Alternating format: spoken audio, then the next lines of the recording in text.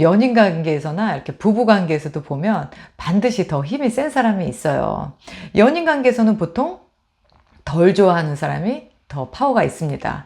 더 좋아하는 사람은 그만큼 더 많이 상대에게 맞춰줄 수밖에 없기 때문에 의뢰 연애를 할 수밖에 없죠. 자, 그래서 우리가 이왕이면은 모든 인간관계, 연인관계, 그리고 가족관계, 또 직장 내에서도 내가 남들에게 쉽게 보이지 않고 호구가 되지 않을 수 있는 그렇게 파워를 키울 수 있는 방법을 제가 연구한 것을 오늘 여러분들에게 좀 말씀드릴게요. 이번에는 세 번째 강원도 속초에서 또 알찬 프로그램으로 저희가 더 열심히 준비했습니다.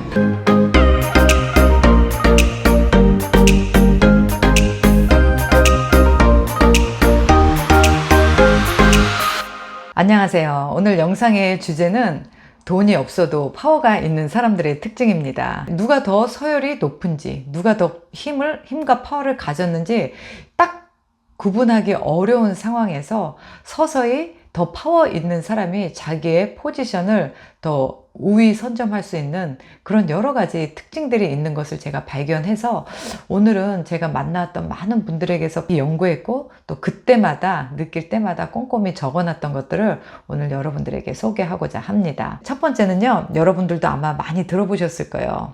침묵은 파워이다. 말을 많이 하는 사람이 더 많은 힘을 가졌다라고 생각하는데 그렇지 않아요.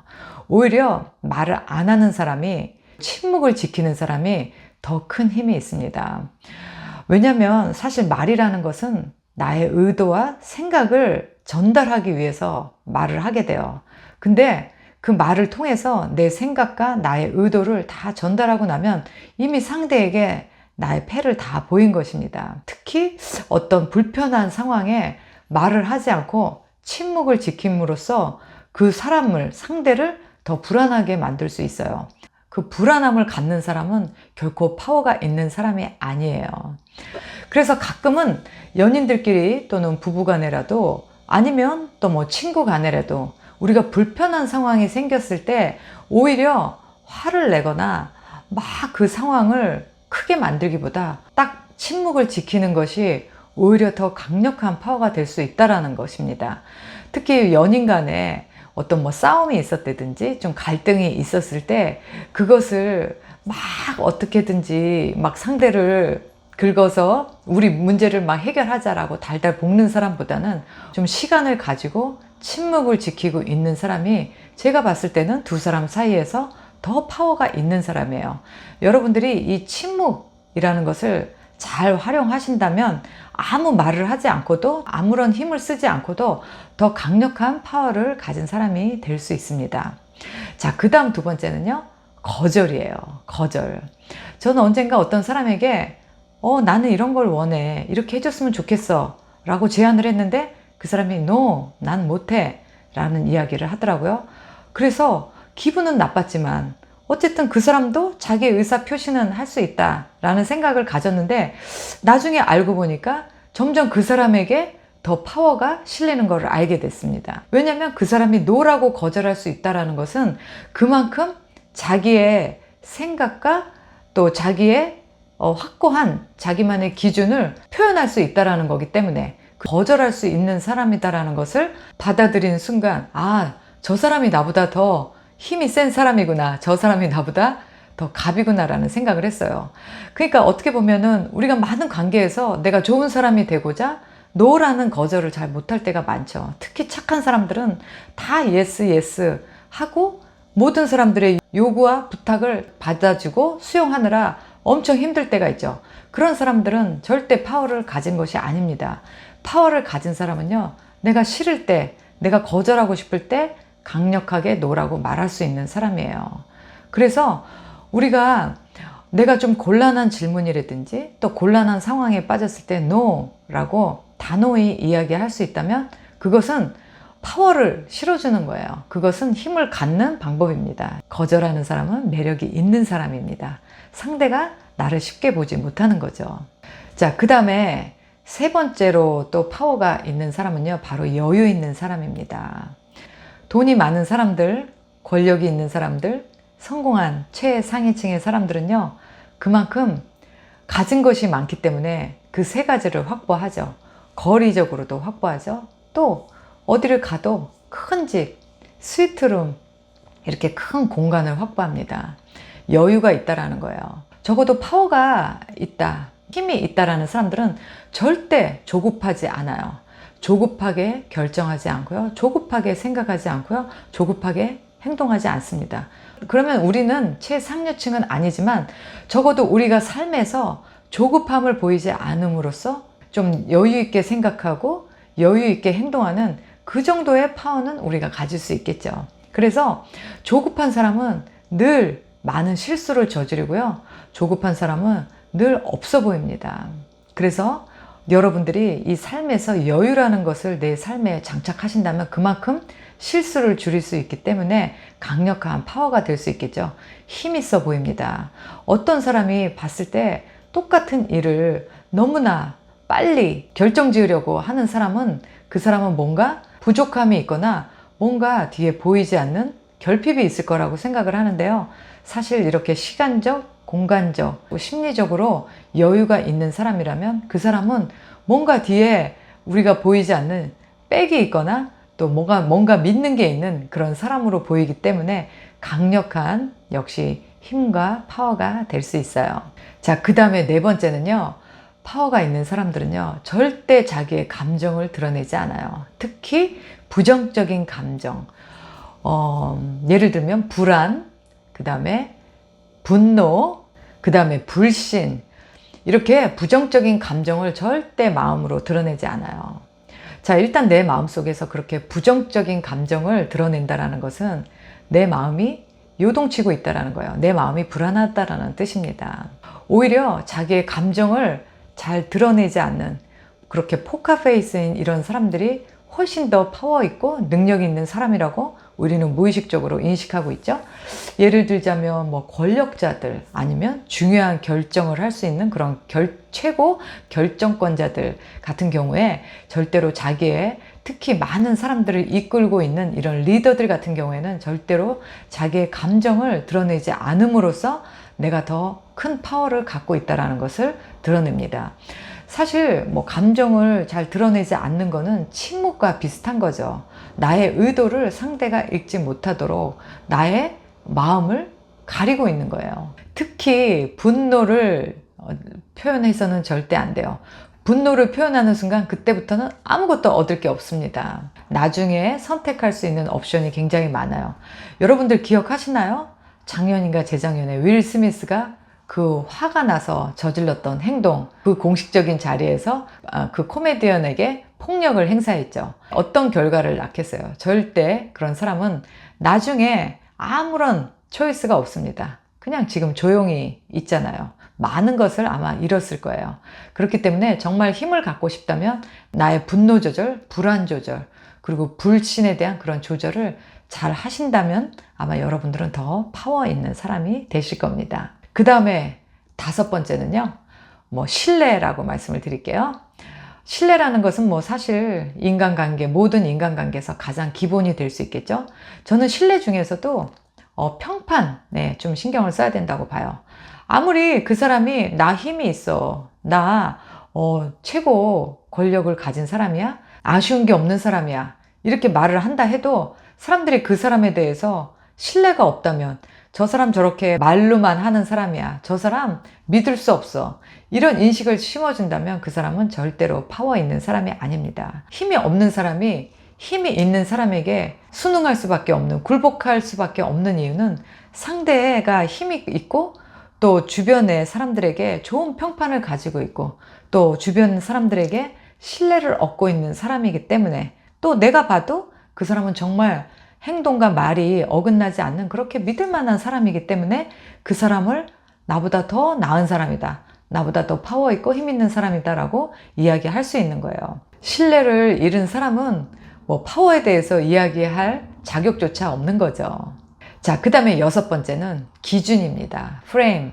나는 이러이러한 거는 되지만 이러이러한 것은 안 돼 라고 자기만의 강력한 프레임을 갖고 있는 사람은 그야말로 파워 있는 사람이에요. 그런데 그것을 말로만 그러는 것이 아니라 행동으로, 예를 들자면 나의 여자친구가 남사친과 노는 것을 좋아한다? 근데 나는 그게 싫다, 나는 남사친이 있는 여자는 싫어 라고 강력하게 말했음에도 불구하고 그 여자가 남사친들과 계속 밤늦게까지 술 마시고 어울린다. 그러면 그런 사람은 바로 떠날 수 있는 그런 강력한 나만의 기준을 실행할 수 있는 이런 사람 굉장히 파워 있는 사람이죠. 하지만 말로는 그렇게 이야기하면서도 절대 그 기준을 행사하지 못하는, 행동으로 옮기지 못하는 사람은 오히려 파워가 없는 사람일 가능성이 많습니다. 대부분의 사람들은 자기만의 그런 프레임, 기준 이런 것을 냉정하게 갖고 있지 않아요. 상대에 따라서 내가 언제든지 변할 수 있고 또 상대에 따라서 언제든지 허물어질 수 있는 프레임과 기준을 가졌다면 그 사람은 힘이 없는 을입니다. 그 사람은 갑이 아니에요. 두 사람 관계에서 누가 갑이냐 을이냐 이것이 중요한 것이 아니라 우리가 어떠한 경우에 파워가 있는 사람이고 또 어떠한 경우가 파워가 없는 사람이어서 파워 있는 사람에게 늘 끌려다니는 사람이 되느냐, 이것은 본인의 선택일 수 있겠지만 어쨌든 제가 말씀드리는 거는 어떠한 관계에 있어든지 절대로 내가 약자로 힘없는 사람으로 보여서 적어도 이용당하는 사람이 되지 않기 위해서는 될 수 있으면 내가 더 힘이 있고 우위에 설 수 있는 그런 사람이 될 수 있으면 좋겠죠. 자, 그 다음에 7번째는 자기 관리입니다. 자기 관리를 잘하는 사람은 절대로 을이 될 수가 없어요. 자기 관리를 잘한다는 것은 그만큼 내면에 강력한 자기에 대한 자신감이 있는 사람이에요. 그 자신감이 바로 이렇게 힘으로 보여집니다. 겉으로. 나는 자신 있어. 난 뭐든지 할 수 있어. 이렇게 말을 하는 사람은 없겠죠. 자기 관리가 철저하고 또 그 철저한 자기 관리를 통해서 꾸준하게 뭔가 성과를 냈다면 그 사람은 자타가 공인하는 힘이 있고 파워 있는 사람입니다. 보통 자기 관리 잘하는 사람은 굉장히 독한 사람이고요. 또 대부분 자기 관리를 잘하는 사람들은 성공한 사람들이에요. 이미 성공한 사람들, 이미 사회적으로 좋은 지위에 있고 높은 계급을 가졌다라고 하면 말하지 않아도 그런 힘을 가진 사람이라는 거 우리는 다 알 수 있죠. 자, 그 다음에 8번째는요. 뭐니 해도 실력을 갖춰야 됩니다. 실력이 있는 사람은요. 누가 봐도 파워를 가진 사람입니다. 다른 거 다 되는데 그 사람이 진정한 실력이 없어요. 그 사람이 증명해낼 수 있는 자기만의 탁월함이 없어요. 그러면 절대로 우리는 그 사람이 나보다 더 힘이 있는 사람이다, 능력 있는 사람이다라고 느낄 수 없어요. 사실은 어떻게 보면 이것이 가장 중요할 수도 있어요. 다른 것들도 물론 중요하지만 남녀 관계에 있어서도 더 능력이 있는 사람, 더 돈을 많이 버는 사람, 더 경제적인 수입이 높은 사람이 사실은 더 힘이 있어요. 더 목소리가 크고요. 더 많은 결정을 할 수 있습니다. 그렇기 때문에 어떻게 보면 실력, 능력 이러한 것이 파워의 가장 기본적인 원천이다 해도 사실은 할 말은 없는 거죠. 자, 그 다음에 9번째 또 파워를 키우는 방법 중에 저는 약간 이런 방법을 쓰는데요. 거리를 조절합니다. 누가 저한테 너무 가까이 오는 거 싫어요. 그리고 저도 누구에겐가 너무 가까이 가지 않습니다. 사실 많은 인간관계 그리고 연인관계 또 부부나 가족, 동료 간에도요. 그 거리 조절을 하지 않기 때문에 너무 서로 허물이 없는 관계가 되고 또 그 허물이 허물어지는 순간 그야말로 서로 이 서열 정리가 잘 안 되는 거예요. 사실 가까운 사이에 서열 정리라고 하면 이상하지만 그 거리를 두지 않기 때문에 관계가 허물어지는 거예요. 그래서 저는 사실 아무리 그 사람이 나보다 더 괜찮은 사람이든 아니면 그렇지 않던 저는 어떠한 관계든지 항상 일정한 관계를 유지하다 보니까 서로에게 예의를 지키게 되고요. 그 예의를 지키면 서로의 영역을 침범하지 않는 서로를 존중해주는 그러한 방법으로 나의 힘을 유지하게 돼요. 내가 적어도 힘을 뺏기고 더 약한 사람은 되지 않는다는 겁니다.